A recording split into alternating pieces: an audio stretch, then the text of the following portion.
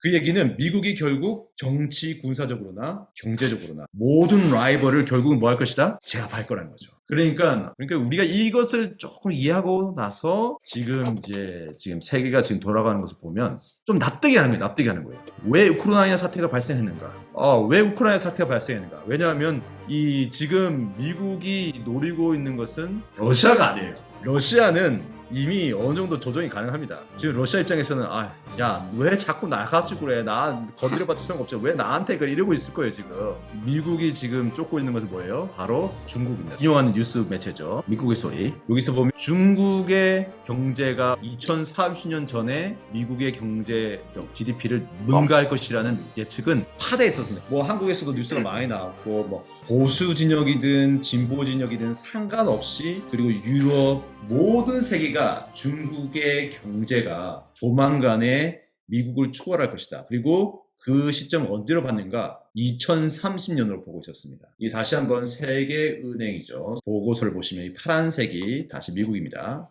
지난번에는 일본이 이게 막 치고 올라가서 95년 정도 이렇게 일본이 여기를 딱 치고 꺾고 올라가는 예상을 했었는데 지금 어떻게 됐죠? 그 지점에서 완전 짜부가 됐죠. 근데 중국 보시죠. 바닥을 바바바바 끼고 있다가 시장 경제를 이제 체제로 도입하고 어느 정도 이제 수용을 하고 경제 문호를 개방하고 세계 공정이 중국으로 밀려들고 중국도 재투자를 하면서 보시면 완전히 로켓과 성장 곡선이 달라요. 그런데 어떻게 해요? 이 코로나 때 약간 주춤을 합니다. 나중에 잠시 보겠지만 하지만 이 가파르게 올라가는 거예요. 이게 거의 수직 상승하는 거예요. 그러니까 어떻게 해요? 2030년에는 미국을 추월할 것이다 이렇게 봐왔어요. 보시면 일본은 계속 지금 제자리 걸음 힘을 못 쓰고 있죠. 제자리 걸음. 사실은 더 떨어졌죠. 엄밀하면 엄청나게 후퇴했죠. 30년 동안. 근데 중국이 지금 코로나 때 약간 주춤했어요. 코로나 지나면서. 근데 미국은 어떻게 해요? 코로나 지나면서 꺾였어요. GDP가 떨어졌어요. 많은 사람들이 이걸 얘기하지 않는데 미국이 코로나를 지나면서 GDP가 꺾였습니다. 밑으로 떨어졌어요. 상승세가 줄어든 게 아니라 마이너스 성장을 했습니다 그때. 근데 중국은 이제 선방을 했죠. 나름 이제 회복하고 이제 그 탄력을 회복해서 올라가려고 하는데 지금 우리 뉴스 보는 거 어떻습니까? 지금 미국과 중국의 GDP 비율을 보면 10대 7. 지금 일본하고 비슷한 상황이네요. 10대 7이기 때문에 그런 게 아니라 이게 무슨 식인 거예요? 작업이 들어가는 식인 거예요. 미국의 다음 타겟 표적은 경제적 라이벌인 중국을 엄청나게 압박하는 거죠. 실제로 우리가 지금 보고 있죠. 한국이 지금 그 가운데 있습니다. 자동차, 전기차 배터리, 반도체, 삼성, LG 뭐 공장을 철수하라. 더 이상 투자하지 마라. 이게 왜 일어나는 거예요? 미국은 자유시장 경제 체제를 계속해서 강조했는데 갑자기 미국이 통제를 하는 거예요. 근데 WTO에 제소도 못해요. 왜? 미국이 원하니까. 시장 경제 체제에 따라가는 것이 아니라 동맹에 따라가는 동맹. 그래서 지금 바이든도 계속해서 뭘 얘기해요? 동맹을 얘기하는 거예요. 동맹. 연합선을 이렇게 하는 거군요. 이게 지금 허투루 그 단어들이 그냥 허투루 들리는 게 아닌 거예요. 뭐냐면 바로 계시록 13장 그리고 다니엘 11장에 나와 있는 북방왕과 남방왕의 싸움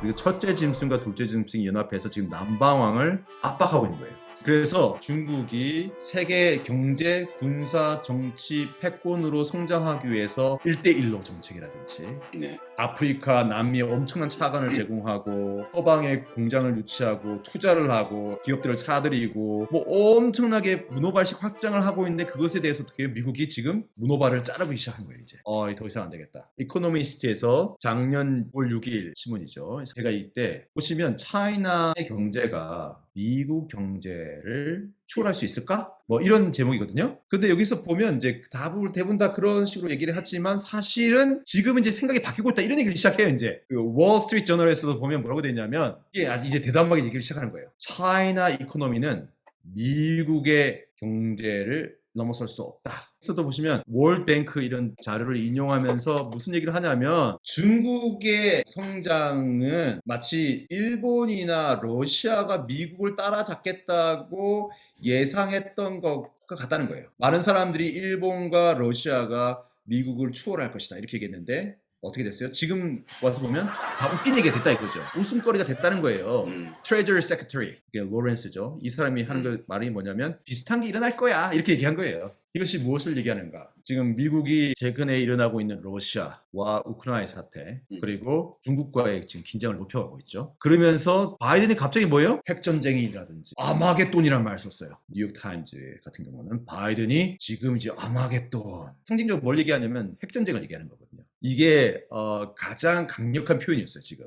그리고 CIA 국장이 나와서 비슷한 말을 해요. 이제 이 전쟁이 날 것 같다 5년에. 그러니까 무슨 얘기냐면 전쟁의 위협을 줄여나가는 게 아니라 긴장을 끌어올려가는 거죠. 뭐 찾아보시면 뉴스에 보시면 많은 뉴스들이 지금 러시아 우크라이나 사태 그리고 대만을 중심으로 한 미국과 중국의 갈등, 결국 어찌 보면 러시아와의 전쟁은 미국 입장에서는 러시아의 군사적 경제적 힘을 쫙 빼서 러시아와 중국이 연합해서 사회 전쟁이 일어났을 때에 미국의 적으로서의 활동을 절대적으로 제한시키기 위해서 힘 빼기를 하는 것일 수도 있는 거죠. 그리고 또 다른 사건의 반이 뭐냐면 이게 한국이죠.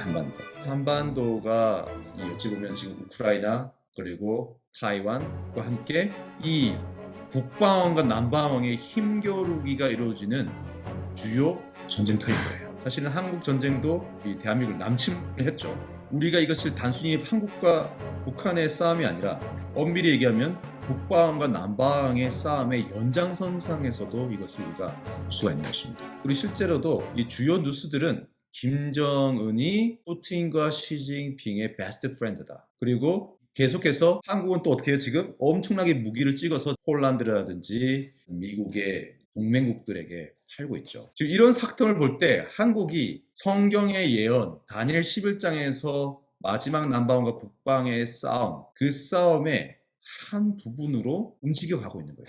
캐나다도 마찬가지죠. 제가 지금 있는 캐나다도 이 미국의 핵심 동맹 중에 한 국가로서 똑같은 행보를 하고 있어요. 그 보조를 맞춰서. 다시 정리하자면 보항권이 다니엘 11장의 마지막 북방항이고 그리고 계시록 13장의 첫째 짐승인데 1798년 프랑스 혁명을 통해서 무실론, 즉 나폴레옹의 프랑스 혁명을 통해서 엄청난 상처를 입죠. 하지만 세계 1차 대전을 지나면서 부활하게 됩니다.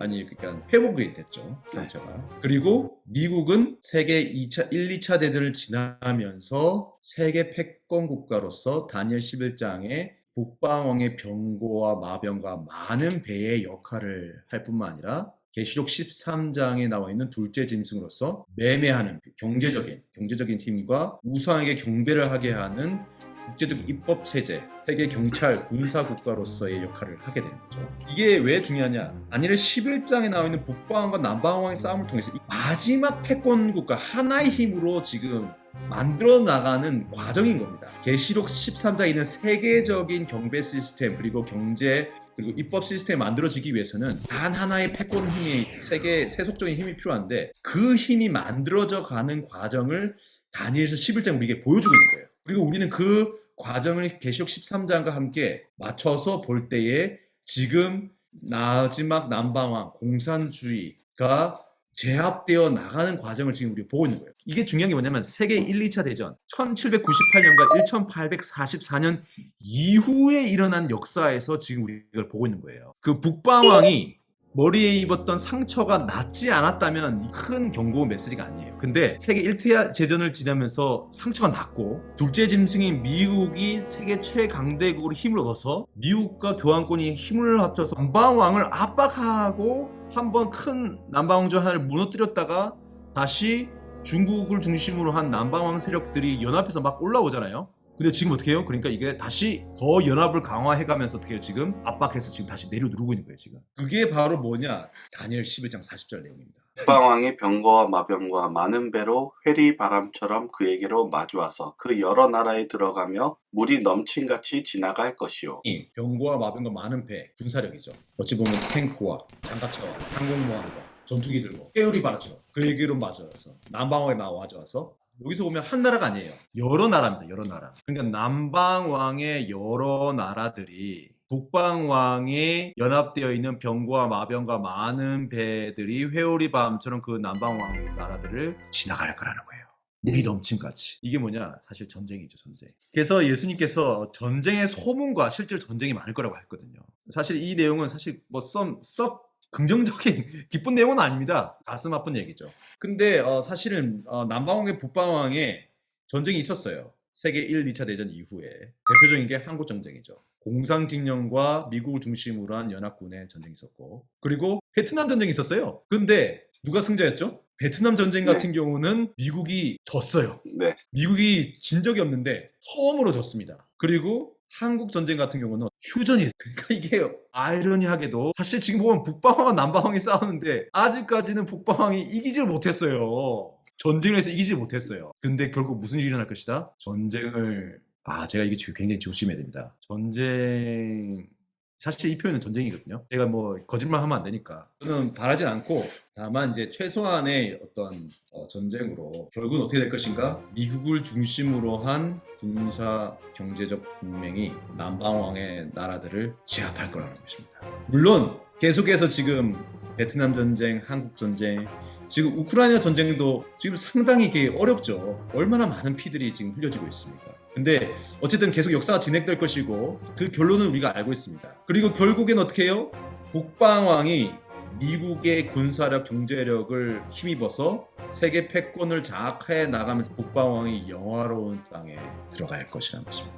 당연히 많은 나라를 패망케 할 것이죠. 마치 작은 뿔이 최상권을 얻으면서 10뿔 중에 3뿔이 뽑여서 사라지죠. 마찬가지로 북방왕이 마지막 패권을 다시금 잡을 때 많은 나라를 패망케 할 것이다. 같은 역사가 반복되는 거예요. 작은 뿔이 프랑코 왕국을 통해서 새 나라를 뿌리째 뽑아버렸거든요. 그러면서 교황의 그 교황권의 지상 패권이 완성이 됐어요. 마찬가지로 북방왕이 많은 나라를 미국을 힘을 이용해서 패망케 할 것입니다. 자, 그러면 그렇게 해서 거룩한 땅에 들어가고 장막궁전을 자기가 지어요. 그러면 그것이 바로 마태복음 24장 15절에 나와 있는 뭐죠? 그러므로 너희가 선지자 다니엘이 말한 바 멸망에 가져간 것이 거룩한 것에 선 것을 보거든. 이 사건이 같이 일어나는 것입니다. 이제 이게 마태복음 24장에 있는 내용이 다니엘 11장과 계시록 13장에 있는 내용을 분명하게 우리에게 보여주는 거예요. 그쯤에서 우리 입장에서 무슨 일이 일어나요? 마태복음 24장 14절이죠. 이 천국 복음이 모든 민족에게 증거되기 위하여 온 세상에 전파되리니 그제야 끝이 오리라. 제7안식 재림교회가 어찌 보면 개신교 단체 중에서는 거의 유일하게 세계 복음이 계속 진전되고 있고 성장하고 있는 교단인데 그럼에도 불구하고 땅끝 선교가 굉장히 정체되어 있어요. 여전히 공산진영 국가 북한을 포함해서 잘 진행되지 않고 있고 그리고 이슬람 지역도 그렇죠. 그런데 이 사단이 이게 막고 있는 거예요. 왜냐하면 땅끝까지 복음이 전파되면 끝이 오니까 자기가 힘을 길러야 되거든요. 그때까지는 우리 눈에 보이지 않지만 사실은 눈에 보이는 이 역사, 정치, 사회, 경제 이 엄청난 싸움 뒤에는 사실은 엄청난 영적인 싸움이 있는 거예요. 지금 엄청난 영적인 싸움이 있는 것입니다. 네. 그리고 이것이 결국은 하나님의 말씀의 범위 안에서 허락된 범위 안에서 사단이 자기가 활동하고 있는 거예요. 그리고 그 접점이 딱 이루어지는 거예요. 그래서 사단이 방해를 하지만 하나님이 허락하신 또 문이 열려서 복음이 전파가 되는 것이고 그래서 그것이 절묘하게 랑데뷔를 맞이할 때 그제야 끝이 오는데 그것이 복음이 땅끝까지 전파되는 것과 네. 선지자 다니엘의 말은 멸망에 가정한 것이 거룩한 것에 선 것을 보는 것인데요. 그때 다니엘서 11장 44절이 딱 나온 거죠. 그러나 동북에서부터 소문이 이르러 그로 번민케 하므로 그가 분노하여 나가서 많은 무리를 다 도륙하며 진멸코자 할 것이요. 저희가 이게 동북에서부터 오는 소문이 무엇인지 우리 함께 배웠었죠. 바로 진정한 북방왕. 지금 다니엘 11장에서 나왔던 북방왕은 사실은 지리적으로 그리고 영적으로 실제로 존재하는 거룩한 북방왕이신 우리 예수님. 북방산, 그러니까 북방은 하나님 보좌가 있는 자리죠. 그러니까 사탄이 어떻게 해요? 자기가 그 북극성 위에 있는 하나님 보좌 위에 보다 자기 보좌를 더 높이 올리고 싶었던 건데 짝퉁이죠, 짝퉁. 그러니까 적그리스도인 거예요, 적그리스도. 따라하는 거죠. 그런데 그가 번민하는 거예요. 왜냐면 동쪽은 예수님이 오시는, 동쪽에서 메시아가 오거든요. 북쪽은 예수님의 보좌, 하늘의 보좌 있는 곳이니까 북동쪽에서 오는 소문, 바로 예수 그리스도의 재림인 것입니다. 그래서 이제 화가 나서 이제 다 도륙하려고 하는 거죠. 그게 계시록 13장에 나와 있는 내용인데 그러면 우리의 질문은 우리는 어떻게 해야 되는가? 이때 우리가 역시 우리는 예수님을 따르는 자들로서 예수님이 이 짐승, 당시에 다니엘서에 나와 있는 네 번째 짐승이죠. 7장에 나와 있는 용처럼 생긴 짐승이죠. 이렇게 크고 무서운 천리를 가진 로마 제국 하에서 핍박을 받고 자유가 통제를 받고 있었는데 그리고 그분이 죽기 직전에 십자가에 달리기 직전에 기도를 하셨어요. 한번 내용 보겠습니다. 이에 예수께서 제자들과 함께 겟세마네라 하는 곳에 이르러 제자들에게 이르시되 내가 저기 가서 기도할 동안에 너희는 여기 앉아 있으라 하시고. 자, 여기서 예수님 뭐 하고 계세요? 십자가의 고난을 받기 직전에 예수님 뭐 하려고 하시고 계신 거예요? 지금 여기서? 기도하려고 하셨죠. 아, 맞습니다. 지금 아멘입니다. 왜냐면 지금 예수님 뭐 하고 계신가? 중보기도 하고 계시나요? 지금 이게 중요합니다. 이게 왜 중요하냐? 1844년 이후 예수님께서는 히브리서에 보시겠지만 우리의 대제사장으로서 하늘 지성소에서 우리를 위해서 중보 기도를 하고 계세요. 대속제일 욤키뽀의 대제사장은 뭐 하는가? 거룩한 지성소에 들어가서 이 영혼 구원을 위해서 죄 사함을 위해서 기도하셨거든요. 지금 1844년 이후 예수님께서는 우리의 대제사장으로서 자기가 십자가에서 흘린 피를, 어린 양의 피를, 자신의 피를 가지고 하나님 보좌 우편에 우리를 위해서 기도하고 계십니다. 기도하고 계십니다. 그러면서 예수님께서 뭐라고 하셨어요? 이에 말씀하시되 내 마음이 심히 고민하여 죽게 되었으니 너희는 여기 머물러 나와 함께 깨어 있으라 하시고. 예수님께서 지금 우리에게 뭘 요구하시냐면 나와 함께 기도하라는 거예요. 우리 히브리서를 보시면 예수님이 성소와 성소 사이의 휘장, 그래서 예수님께서 십자가에서 돌아가실 그 휘장 위에서 아래서 찢어지면서 길이 열렸어요. 그래서 우리가 담력, 믿음을 가지고 담대하게 어떻게 해요? 그 지성소 안으로 들어갈 수 있는 용기를 얻었다고 바로 얘기하고 있거든요. 그 얘기는 무엇이냐면 우리가 예수님과 합하여서 믿음으로 지성소에서 예수님과 함께 기도할 수 있다는 겁니다, 지금. 그래서 예수님께서 지금 우리에게 뭘 요청하세요? 나와 함께 기도하는 거예요, 나와 함께. 뭐 지금 미국, 캐나다, 북미는 뭐 산불에, 토네이도에, 홍수에, 마약에, 각종 재난에 정신이 없어요. 세계 국제 정세를 보십시오. 정신이 없잖아요. 물가가 너무 올라가지고 지금 정신이 없어요. 장바구니 정신이 없어요. 근데 이게 조금 좋아졌다가 더 나빠졌다가 조금 좋아졌다가 더 나빠졌다가 이게 점점 이제 안 좋아지는 거예요. 갈수록 오르락내리락 하지만 결국은 자꾸 떨어지는 거거든요. 인류의 도덕성과 정치, 사회, 군사적으로 더 어려운 상황에 우리가 직면하게 될 것입니다. 그러면서 고통받는 사람들, 내 스스로도 고통스럽고 내 이웃도 고통스러운 거예요. 그러면 예수님 마음 어떨까요? 예수님 마음은 더 고통스러우신 거죠. 내가 얘들을 살려야 되는데. 그래서 우리가 예수님과 함께 기도할 때 예수님의 마음이 우리 속에 들어오고 우리가 새로운 심령과 새로운 마음으로 거듭나게 되면서 예수님과 함께 고통받는 이 인류를 위해서 기도하게 되는 것이고, 그래서 땅끝까지 우리가 예수님의 심장을 가지고 나아가게 되는 것입니다. 그것을 위해서 늦은 빛 성령이 우리에게 내리게 되고 그 때문에 순식간에 복음이 땅끝까지 전해지게 되는 것입니다. 역사가 끝나는 거예요. 역사가 끝나게 될 것입니다. 근데 여기서 보시면 예수님이 어떻게 하셨냐면 보시죠. 조금 나아가서 얼굴을 땅에 대시고 엎드려 기도하여 가라사대. 예수님이 너 여기서 나와 함께 기도해. 깨어서 기도해 하시면서 조금 더 나아간 거예요. 왜 조금 더 나아갔을까? 누구에게 나아갔을까요? 하나님 앞에 보좌 앞에 나아간 거예요. 그냥 제자들 옆에 있으면 귀찮은 게 그게 아닌 거예요. 하나님 앞에 조금 더 나아가신 거예요. 한 걸음 더, 한 걸음 더, 한 걸음 더 나아가신 거죠. 지금 우리에게 필요한 게 뭐냐면 바로 이 한 걸음 더 나아가서 하나님의 마음에 한 걸음 더 나아가서 내 죄를 자복하고 내 이웃을 위해, 내 교회를 위해서, 내 나라와 민족을 위해서, 그리고 북한을 위해서, 그리고 세계 복음화를 위해서 한 걸음 더 나아가려는 거예요. 한 걸음 더. 왜냐면 지금 우리 계속 밀리고 있거든요. 지금 세속화의 물결 때문에 난리와 난리의 이 긴장과 이 엄청난 이 압박감 때문에 사실 밀리고 있어요. 하나님께서 우리를 통해서 이 땅의 용서, 죄의 용서함과 죄로부터 자유함을 얻게 하는 그 경험을 우리 각자 왕 같은 제사장이요, 또 우리가 각자 성전이죠. 우리를 안에 어린 양이신 예수님이 있고 그 피가 있고 제사장인 예수님을 우리 안에 모시면서 또 우리가 다 왕 같은 제사장으로서 성소 봉사를 해야 되는 거예요.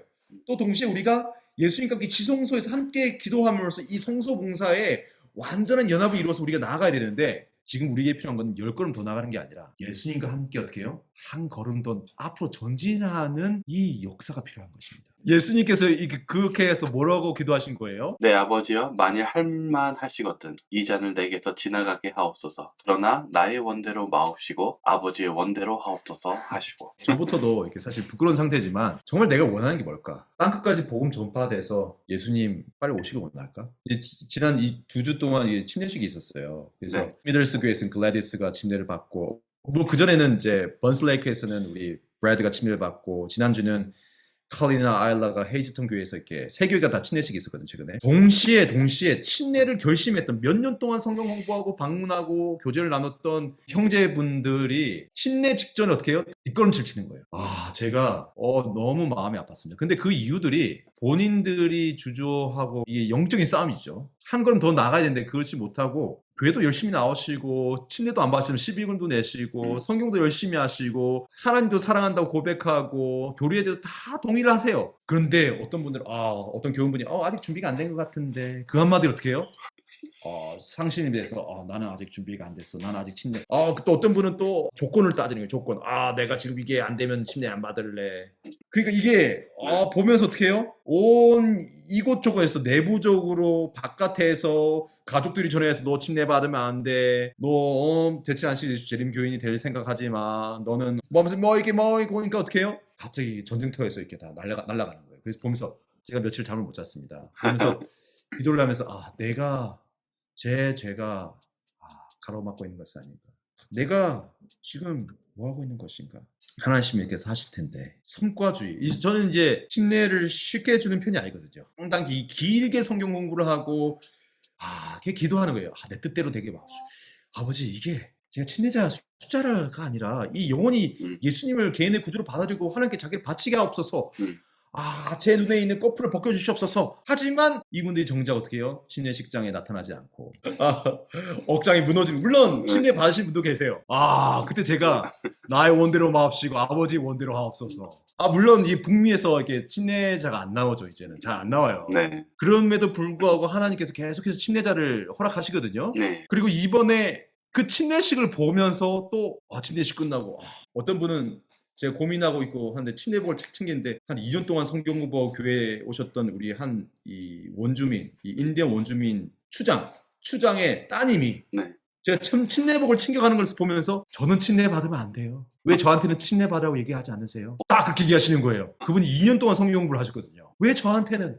저도 침례 받고 싶어요. 제가 그때 저 침례 안 받을래요. 그 말을 하신 분 때문에 제가 마음속에 주여 하고 있는데 제가 그 모습 보면서 이거는 사람이 하는 일이 아니라 누가 하시는 일이에요? 하나님이 하시네요. 네, 그리고 지난주에 안식일에 또 침례식을 딱 거행하니까 또 헤이스턴 교회에서 렌이라는 한 남성분이 저한테 오더니 그분도 한 5년 지금 저희 교회에 이렇게 계속 출석하면서 공부도 하시고 기도회 하시고 성경 공부도 하시고 하시는 분이신데 제가 침례받으라고 얘기하지 않았거든요. 그분이 침례식을 딱 보시더니 목사님 제가 드디어 결심했습니다. 저 침례 받겠습니다. 제가 그거 보면서 엄청나게 절망했다가 물론 침례자가 있지만 침례를 받으신 분도 있지만 침례 받기로 하셨다가 뒤로 물러서시는 분들을 한두 분이 아니고 불러시는 보면서 근데 또 어떻게 해요? 또 제가 침례를 받겠습니다. 이제 준비가 됐습니다. 하시는 거예요. 제가 그거 보면서 누가 기도하고 계신 거예요 지금? 예수님이 기도해 주시네요. 예수님이 기도하고 계신 거예요. 제가 그걸 보면서 뭘 보냐면 예수님이 기도하신 걸 제가 보고 계신 거예요. 지금 우리가 뭐 해야 되는가? 사단이 막 힘쓰는 걸 보고 있는 거거든 지금 우리가. 사실 남방왕과 북방왕의 싸움은 사단이 자기들끼리 싸우면서 절대 패권을 만들어가는 과정일 뿐이에요. 우리가 자꾸 이렇게 이거에 혼란을 겪으면 안 돼요. 북방왕과 남방왕의 싸움은 악과 선과 악의 싸움이 아니라 자기들끼리 싸우는 거예요. 그 가운데 하나님께서 뭐 하시는 거예요? 복음이 땅끝까지 전파되도록 계속 길을 열어내는 거예요. 하나님은 하시는 일은. 그리고 북방의 남방의 싸움 속에서 너무 많은 피를 흘리지 않도록 하나님께서 제어해주고 계신 거예요. 만약에 하나님께서 제어해주지 않으셨다면 사탄이 아마 더 많은 사람을 죽였을 것입니다. 전쟁을 통해서. 근데 나의 원대로 마옵시고 아버지의 원대로 하옵소서 하시는 그 예수님의 기도로 우리가 나아가야 돼요. 왜? 우리 요한복음 3장 16절 말씀이 있지 않습니까? 하나님이 세상을 이처럼 사랑하사 독생자를 주셨으니 이는 저를 믿는 자마다 멸망치 않고 영생을 얻게 하려 하심이니라. 이 말씀, 예수님이 하신 이 말씀, 이것을 위해서 우리가 이 기도, 이 말씀과 연합해서 우리가 한 걸음 더 나아가야 됩니다. 한 걸음 더. 하나님이 세상을 이처럼 사랑하사 독생자를 주셨으니 이는 저를 믿는 자마다 멸망치 않고 영생을 얻게 하려 하십니다. 예수님께서 예언된 대로 이 땅에 오셔서 70주 예언을 통해서 이 땅에 오셔서 마지막 한 주 중간에 끊어지셔서 십자가에서 우리를 피 흘려 돌아가시고 하늘로 오르사 1844년 이후 하늘 지성소에서 자신이 흘린 피를 가지고 내 피 하시면서 우리의 구원, 나의 구원, 이 땅에 있는 모든 민족과 나라와 족속과 방언을 하는 사람들의 모든 한 사람 한 사람을 위해서 주님께서 기도하고 계신데, 그때 이 기도하신 예수님께서 우리에게 뭐라고 말씀하세요? 이리 와서 나랑 같이 기도하자. 한 걸음 더 나아가자. 지금 그러고 계신 겁니다. 이때 우리가 예수님과 함께 한 걸음 더 나아가는 시간 됐으면 좋겠습니다. 그리고 제 개인적인 또 하나의 바람은 이 남방왕과 북방의 이 마지막 싸움, 회오리 바람처럼 일어난 이 싸움에서 한국은 이미, 한반도는 이미 저희가 한번 싸웠잖아요. 네. 그러니까 한국은 더 이상 서로 간의 전쟁을 피를 흘리지 않기를 저는 기도드리고 있습니다. 한번 했으니까. 하나님의 섭리가 이 복음의 섭리로 잘 이루어지길 바라고, 또 정말 이 복음 전파가 어쩌면 하나님께서 그 계기를 통해서 널리 전파됐으면 좋겠다는 생각도 들었습니다. 아멘. 결국 북한도 열릴 것입니다. 복음이 들어갈 것입니다. 정말 아쉽네요. 벌써 이제 저희가 이제 이번 시즌 끝나는 시즌이 되어서 끝나는 게 아쉽고, 그 다음 해가 기대되는데요. 어떻게 목사님 방학 어떻게 보내실 건가요? 네, 이번 방학 때는 첫째 딸이 고등학교 졸업하고 이제 대학에 가거든요. 이야. 캐나다 삼육대학에 들어갑니다. 기쁜 소식이네요. 아니, 네, 쉬운 그래서- 소식인가요? 아, 그렇죠. 왜냐면 저희 집에서 한 1,300km, 1,400km 차로 타고 가야 되거든요. 그래서 너무 멀리 떠나본다는 생각을 하니까, 하지만 또 졸업을 하고 또 세상을 향해 나아가는 이제 딸 데려다 주러 가려고요. 보호와 또 축복을 바라면서 곽상 목사님 위해서 기도와 응원 부탁드리겠습니다. 감사합니다. 다음 시즌에 뵙도록 하겠습니다. 네, 감사합니다. 감사합니다. 네. 다음에 뵙겠습니다.